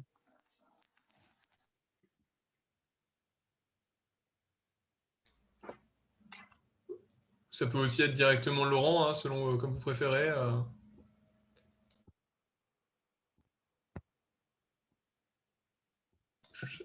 Réactiver le micro. Petit rappel pour le son, c'est bon le son? Ouais. Oui, c'est bon. Évidemment, autant je défends l'agriculture dans son absolue totalité sur le plateau, parce que tant qu'existent des surfaces agricoles, l'agriculture peut évoluer. Autant, effectivement, je suis insatisfait par la nature de l'agriculture encore trop traditionnelle, trop conventionnelle. Et c'est sûr que ça a d'ailleurs été l'un des objectifs de Terre Fertile. Hein. Terre Fertile avait dans ses objectifs non seulement l'acquisition de terres agricoles en collectif, mais aussi la promotion des circuits courts et la promotion du bio. Et aujourd'hui, les terres de Terre Fertile qu'on a transmises à Terre de Liens, au passage, hein, c'est-à-dire les Terre Fertile n'existe plus, mais Terre de Liens existe et un groupe local, dès que le confinement sera terminé et permettra des réunions à nouveau en présentiel, un groupe local de Terre de Liens sera créé pour assurer la continuité des actions de ce genre sur le plateau. Donc Terre Fertile a promu le bio, ça a participé au courant qui a à la fois sensibilisé à travers une newsletter aussi, hein, sensibilisation, les actions menées. Terre Fertile avait une newsletter qui était lue par 800 personnes quand même. Donc, ça a permis la sensibilisation des habitants à certains aspects que peut-être les moins informés connaissaient moins sur tout ce qui se passait sur l'urbanisation, mais aussi sur l'intérêt du bio et sur l'intérêt des circuits courts, puisqu'il y a en plus une très belle AMAP avec 200-250 familles sur le plateau. Ça a donc participé aussi à l'influence sur le bio et Terre Fertile a évidemment influencé les Vandamme par rapport à l'évolution vers le bio et leur orientation vers le bio. Et le circuit court, tout ça s'est décidé dans cette convergence entre Terre Fertile, l'AMAP, les jardins de Cérès et la réflexion que menaient les époux Vandamme sur leur propre exploitation. ça a amené déjà des cultures en bio pour toute cette exploitation à ce jour, et la création de la boulangerie, le Fournil, sur Villiers-le-Bac.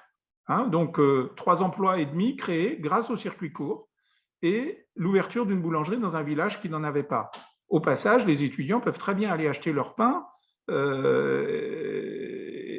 leurs biscuits et leurs cookies au Fournil à Villiers-le-Bac. Là, ça participe du fonctionnement et ça, c'est du bio.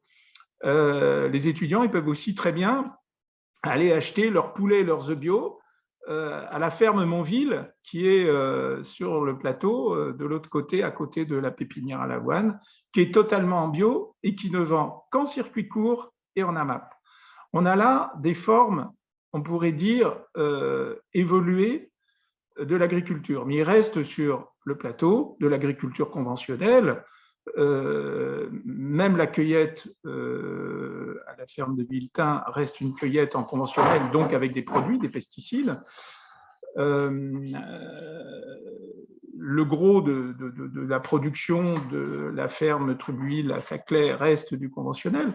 Donc tout ça, on pourrait souhaiter que ça passe un peu plus vers le maraîchage. Pareil, chez les Vandamme, il y a encore peu de maraîchage et donc peu de consommation directement utilisable par les employés. Villetin reste une ferme 400 vaches, c'est énorme, hein.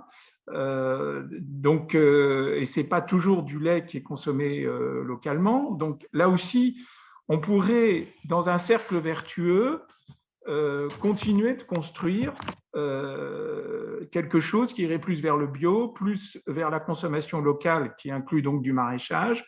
Et le maraîchage, il a besoin aussi de fumier, donc en bio, et donc d'avoir des compléments d'élevage. Donc tout ça, ça peut fonctionner. De la polyculture, il y a un projet avec Terre de Liens de réfléchir à une transition vers plusieurs exploitations comme ça pour dans quelques années.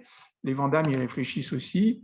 Donc on voit qu'il y a des évolutions possibles, et ces évolutions, elles se font dans une synergie entre, d'un côté, la volonté des agriculteurs, rien ne se fait sans eux, leur prise de conscience, et là, chez les Vandamme, il y a eu une prise de conscience de l'intérêt du bio et de la rentabilité du bio.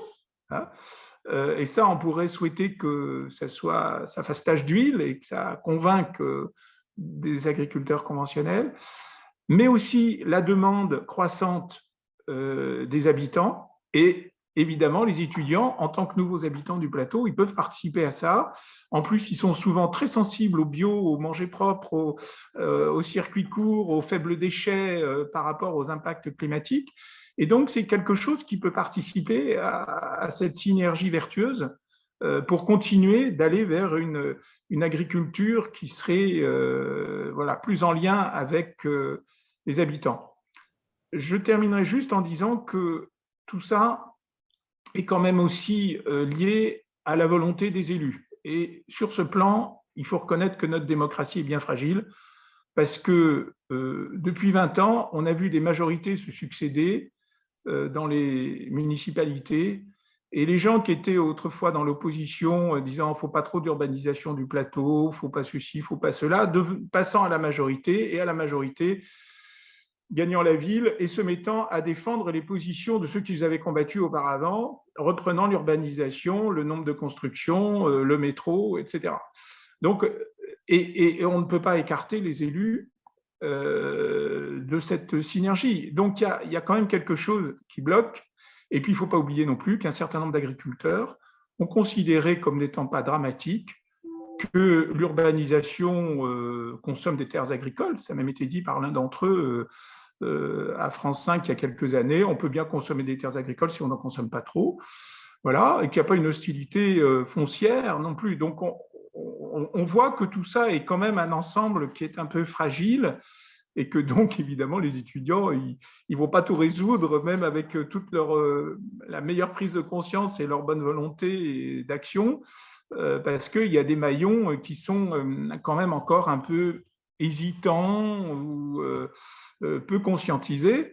À ça, rajoutons, juste, je m'arrête après, qu'on a malheureusement quand même des chercheurs sur le plateau qui, bien que travaillant même dans des laboratoires climat, est donc censé être l'avant-garde éclairée, je pense à une vice-présidente du GIEC, ont quand même osé vouloir implanter l'exposition universelle avec cette tour de plusieurs dizaines de mètres de haut en plein milieu des terres agricoles sur la zone de Corbeville, sans rien comprendre à ce qu'était l'économie locale, les surfaces agricoles comme protectrices même de la lutte contre le réchauffement climatique, etc. Donc, on voit que on peut rajouter à toute cette complexité quand même aussi la réduction des incohérences du côté de certaines de ces têtes pensantes dont on aimerait qu'elles soient un peu plus conscientes de la complexité, la lutte contre le réchauffement climatique. À ce titre-là, j'aurais une pensée pour Cyril, qui a quelques ennuis de santé qui l'ont empêché de participer à cette table ronde à laquelle il aurait souhaité participer. Et donc, je terminerai par une citation de quelque chose qu'il dit souvent aux étudiants, à savoir que ce qui se passe sur le plateau n'est nullement moins pire, eu égard à la différence de surface, à ce que l'on critique que fait Bolsonaro au Brésil avec la forêt amazonienne, à savoir la destruction totale de surfaces absolument indispensables à la biodiversité. Évidemment, les surfaces ne sont pas les mêmes, mais ce qui se passe, c'est exactement du même ordre. Voilà, si tout ça peut aider à la prise de conscience, ce sera déjà un petit pas en avant. Ben, merci beaucoup, Laurent. Ça a été super riche ce que vous avez dit et inspirant. Ben, juste pour juste poser quelques trucs du côté de ce qu'on fait au niveau des étudiants pour se mobiliser et tout. Il se trouve qu'en fait, on était en train de monter une épicerie participative locale qui était supposée être approvisionnée donc, spécifiquement par Vandame. Enfin voilà, on avait commencé à établir des contacts en fait avec les différents acteurs de l'agriculture localement, avec l'aide d'une super association qui s'appelle Terre et Cité justement, qui regroupe ces acteurs de l'agriculture. Et on a eu du mal avec le confinement, en fait, on a attendu, ça a pris du retard, mais c'est toujours un projet qui est d'actualité et qu'on aimerait mettre en œuvre. Et c'est des choses qui sont mises en place déjà dans d'autres écoles qui sont là depuis plus longtemps. Nous, l'ENS, on a déménagé cette année. Donc ça a été un peu bizarre entre deux confinements, mais en tout cas on est vraiment volontaire pour ça. Et avant, quand on était à Cachan, du coup on était l'ENS Cachan, on avait une AMAP. Donc on avait une maraîchère qui venait nous faire des livraisons de légumes et ça marchait bien. En fait, on avait des paniers de légumes comme ça. C'était quelque chose qui plaisait aux gens et c'était une piste de sensibilisation, même si c'était pas forcément très développé. Enfin, et pas seulement de sensibilisation, mais aussi de pratique en fait. Et on aimerait faire émerger ce genre de projet de manière un peu plus large, avec un local à un endroit, en organisant des événements. Donc c'est vraiment quelque chose qui est dans la boîte et on attend de pouvoir l'ouvrir, on va dire. Et puis, une autre réaction à ce que disait Laurent sur le côté des grandes têtes pensantes et des gens qui connaissent beaucoup de choses, mais qui pourtant, dans les pratiques, ne vont pas forcément changer les choses. Il se trouve qu'en général, ce que j'ai étudié pour les changements de comportement, en fait, c'est plus les valeurs qui comptent d'une certaine manière que ce qu'on connaît. Donc, c'est-à-dire que éduquer les gens, les sensibiliser, ça suffit pas si on n'arrive pas à toucher les valeurs, ce qui compte vraiment pour eux. Et c'est seulement en touchant à ces valeurs-là qu'on peut jouer sur les pratiques ensuite. Voilà, c'était juste pour donner cette réaction-là, parce que c'est quelque chose que j'ai découvert sur lequel je me suis concentré il y a peu de temps, et je trouve que c'est assez éclairant pour se demander comment on mobilise les gens, comment on essaye de créer du lien. En fait, c'est trouver des sortes de valeurs communes, donc entre des étudiants et des habitants locaux, en fait, sur quelles valeurs communes on peut se retrouver. Et c'est à partir de là qu'on peut commencer à tisser quelque chose, je pense. Voilà, et donc je voulais demander du coup cette fois à Olivia là, pour faire peut-être une petite conclusion avant de passer aux questions du public, revenir un peu du coup sur peut-être tes terrains d'enquête Chelles et Montfermeil, pour savoir finalement, Laurent parlait des élus, mais c'est quel type d'acteurs en fait qui vont influencer sur la planification territoriale en fait, et qui ont pu faire émerger en fait des alternatives en fait au projet émergent. Qu'est-ce qui a fait que dans l'une des deux communes donc on a eu beaucoup moins d'artificialisation, une préservation de l'agriculture, alors que beaucoup moins dans l'autre, de manière différente. En fait, qu'est-ce qui... de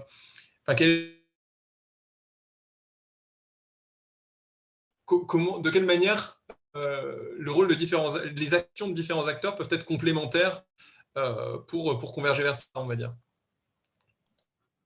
Oui, bien sûr. Alors, à Châlais-Montfermeil, c'est vrai que c'est très différent entre les communes. Il y a une commune qui est bien plus grande que l'autre. Il y a une particularité aussi à Chelles, donc, qui héberge cette colline du Mont-Guichet, donc, qui accueille 3 nouveaux exploitants agricoles. C'est que c'est un terrain, c'est des anciennes carrières de gypse. Donc, c'est des terrains qui sont très difficilement constructibles, à moins de faire des travaux de consolidation qui sont très, très coûteux. Donc, forcément, ça freine un petit peu les communes. C'est forcément des coûts que les communes n'ont pas du tout envie d'engager. Mais ce qui a été vraiment très important, c'était, d'après ce que j'ai observé, c'était un travail très conjoint entre à la fois la commune, l'AEV, donc l'Agence des espaces verts, pour porter ce projet jusqu'au bout, et surtout dans le temps long, parce qu'il peut y avoir des appels à projets qui aboutissent, et après il faut modifier le PLU, ça prend du temps, donc ça nécessite la mobilisation des agents territoriaux de la commune, donc un engagement très fort, et aussi une connaissance des enjeux agricoles en milieu urbain un peu poussée, parce que forcément il y a des critères, des dimensions qu'on ne prend pas forcément en compte. On l'a mentionné tout à l'heure, les espaces de stockage, les points qui peuvent desservir les différentes parcelles, mais également le logement, l'habitat. Quand quelqu'un s'installe sur une parcelle agricole en milieu périurbain et qui vient d'ailleurs, il y a forcément la question du logement qui est importante. Il faut loger ces personnes-là, et forcément à proximité des parcelles, c'est bien mieux, parce qu'il faut pouvoir y aller rapidement s'il y a quelque chose. Et donc, c'était vraiment donc, ces acteurs-là qui m'ont semblé très importants. Donc oui, donc il y avait ça. Les élus aussi, s'il y a un portage très fort des élus, ça facilite beaucoup la mise en place de certains projets donc agricoles, que ce soit petite agriculture urbaine donc dans la ville dense, ou projets de réimplantation de modèles agricoles plus durables et qui sont viables économiquement. Mais pour revenir aussi sur le plateau de Saclay, je pense que c'est un lieu qui a déjà beaucoup de potentialités et qui propose déjà beaucoup de choses très intéressantes. Et il y a aussi, je voulais mentionner, parce que Laurent a mentionné déjà pas mal de choses, mais le champ des possibles.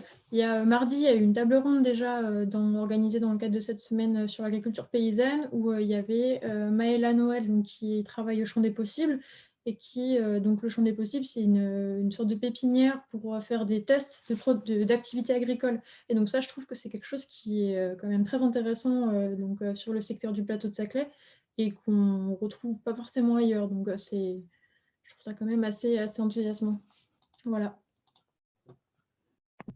D'accord, merci beaucoup. Justement, il y avait, là, on va passer aux questions du public. Il y avait une question de Laure Bourrelli qui soulignait l'importance des exploitations de petite taille, tournées vers les circuits courts et plutôt en bio. Est-ce que vous connaissez des programmes d'aide à la conversion vers le bio sur le plateau de Saclay, ou alors plutôt dans tes terrains d'études, Olivia, au nord de Paris?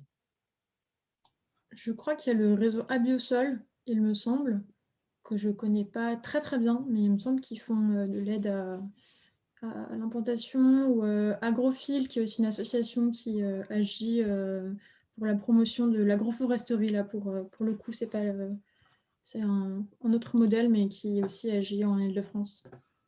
Je ne connais pas les autres. Claudia ou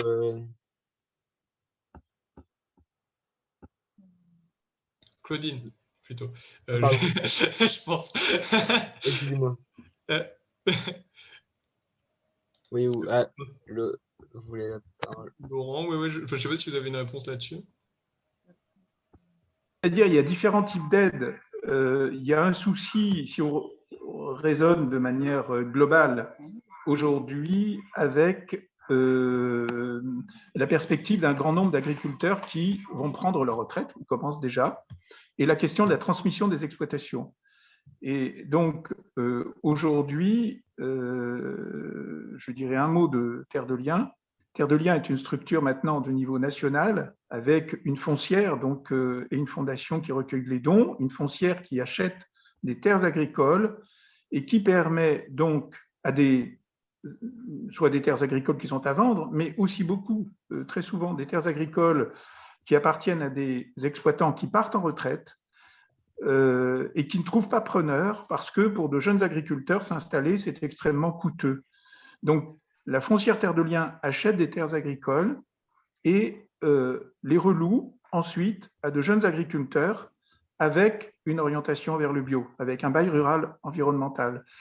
Et donc, en dehors des réseaux dont tu as parlé tout à l'heure, Olivia, et il faut mentionner, mais ça va avec Abiosol, le GAB aussi, hein, il faut penser qu'il y a des structures encore plus lourdes, un peu plus lentes, mais qui vont éventuellement aider à des reprises de terre. Donc, je pense après, il y a des étudiants parmi vous qui vont repartir un peu partout en France. Terre de Liens intervient partout en France et peut participer à la transmission des terres agricoles de cette manière, en facilitant l'installation de jeunes agriculteurs qui n'ont pas forcément de budget pour racheter et le bâti et les terres. J'ajouterai aussi une chose, quand on parle des surfaces agricoles, quand même, on a un exemple sur le plateau des dangers de ce mot qui est arrivé, de ce concept qui est arrivé aujourd'hui comme fournissant une apparente solution, le zéro artificialisation brute. C'est en fait, on a un exemple sur le plateau, la ferme de la Martinière est expropriée avec des très bonnes terres pour la ZAC Corbeville et on propose à Emmanuel Leroux des hectares qui sont un peu plus loin sur le plateau et évidemment avec une terre qui est beaucoup moins rentable, beaucoup moins riche et plus caillouteuse. Et donc où le type d'exploitation de la terre ne va pas être le même et où le coût, la rentabilité ne va pas être identique. La ferme de Villaroy, on a donné comme indemnisation des terres à Cernay-la-Ville, hein, donc à 40-50 km. Voilà. Donc on voit bien que la question de la compensation est en fait extrêmement dangereuse si on se limite à penser que le zéro artificialisation net est quelque chose qui est acceptable. Ça doit être du zéro artificialisation totale, hein, c'est-à-dire la sacralisation des terres agricoles. Hein? Ben, merci Laurent, ouais, ben, ça rejoint ce que j'ai dit un peu au début sur le côté en fait, une zone artificialisée, c'est très dur à restaurer, c'est pas vraiment possible en fait de faire de la vraie compensation, et dans l'ordre, il faut toujours éviter, ensuite réduire les impacts et ensuite compenser. Enfin, c'est le point de vue juste écologique, hein, mais ensuite il y a tous les côtés sociaux et sociétaux derrière, hein, dans les irréversibilités.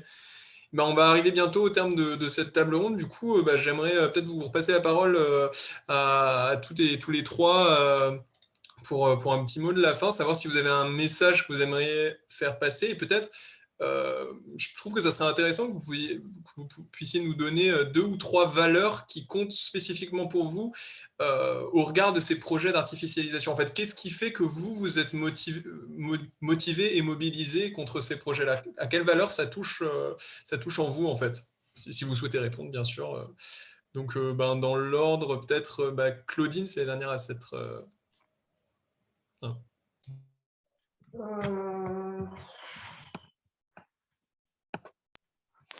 ne suis pas sûre d'avoir envie de répondre, en fait. Je réponds. Comme vous voulez, ou bien juste un mot de la fin, juste un truc que vous avez envie de faire passer, un message. Oui, alors ce serait plutôt un message sur le fait que je pense. Attends, il faut que je coupe mon micro, non? Ça fait écho là? C'est toi qu'il faut. C'est bon, normalement. Voilà, c'est bon. Redire quand même que c'est l'agriculture, c'est pas seulement l'agriculture qu'on défend sur notre territoire. Hein, on est parti de ça, mais on est parti aussi sur l'idée d'avoir un territoire qui est notre territoire au sens, il faut qu'il soit habité par les gens, qu'ils y vivent sur place, qu'ils aient un projet pour ce territoire. Et qu'actuellement, la logique du Grand Paris, c'est de faire partir les gens à l'autre bout du territoire de l'Île-de-France, ce qui fait qu'on coupe les gens de leurs racines et qu'ils n'ont plus envie d'avoir un projet pour leur territoire. Parce qu'ils n'ont plus d'histoire commune, il n'y a pas de collectif sur place auquel ils participent. Et c'est vraiment une stratégie qui est d'individualisation massive des gens. Et c'est contre ça aussi qu'il faut lutter, je pense que c'est vraiment important. Quand je dis c'est notre territoire, ça ne veut pas dire qu'on ne veut pas d'autres gens sur notre territoire. On est accueillant, il n'y a pas de souci. Ce que je veux dire, c'est qu'il faut que les gens se réapproprient leur histoire et aient envie d'avoir ensemble quelque chose en commun, organisé autour de l'agriculture, mais d'autres choses. Il n'y a pas que ça sur le plateau de Saclay. Voilà, on a un patrimoine historique, etc. C'est vraiment l'idée qu'on a une histoire en commun, à continuer et un avenir en commun ici sur ce territoire, quoi. Voilà. Merci beaucoup. Moi, je trouve que ça répond parfaitement à ma question. Je ne l'ai peut-être pas bien formulé, mais en tout cas, merci beaucoup. J'ai pas entendu. Qu'est-ce que je tu disais dis? merci beaucoup. Je trouve que ça répond parfaitement à ma question. Bon. Donc, merci. Et du coup, Olivia, si tu veux prendre la parole là-dessus. Oui, alors c'est vrai que là j'ai parlé aussi de mes recherches en tant qu'étudiante, mais j'ai longtemps habité sur le plateau de Saclay, je viens de Saint-Aubin, donc c'est quelque chose qui m'a particulièrement touchée et je pense que ça a aussi été un des facteurs de pourquoi je fais ces recherches-là. Mais quelque chose qui m'a aussi particulièrement, que j'ai trouvé particulièrement intéressant, c'est toutes les démarches pédagogiques aussi autour de la prise de conscience des enjeux du sol et des différentes formes d'agriculture et de son impact sur le sol. Donc ça, je pense que c'est des choses qu'on peut continuer d'observer et être bien attentif à ces démarches-là qui, me semblent, sont très intéressantes. Merci beaucoup. Et Laurent, si vous voulez un mot de la fin.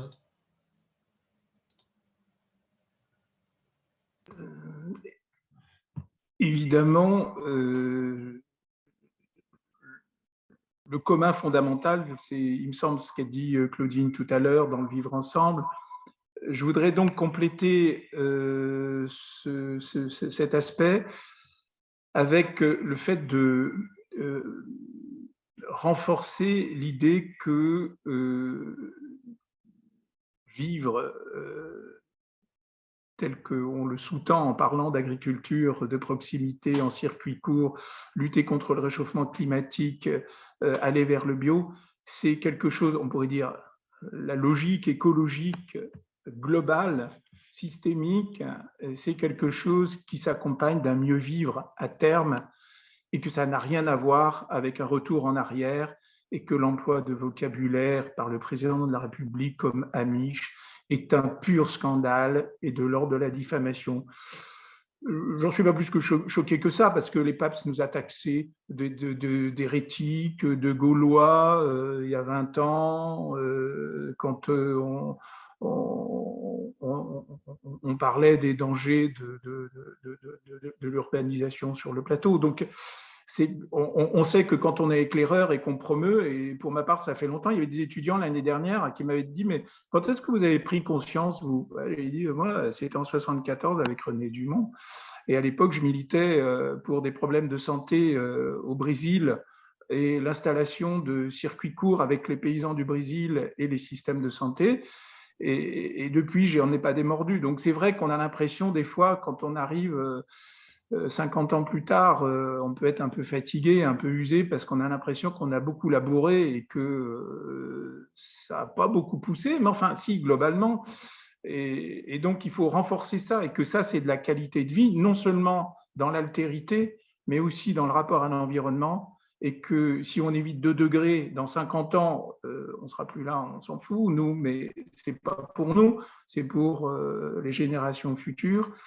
Eh bien, ce sera quelque chose qui sera important pour la qualité de vie, et que ça commence tout de suite et aujourd'hui.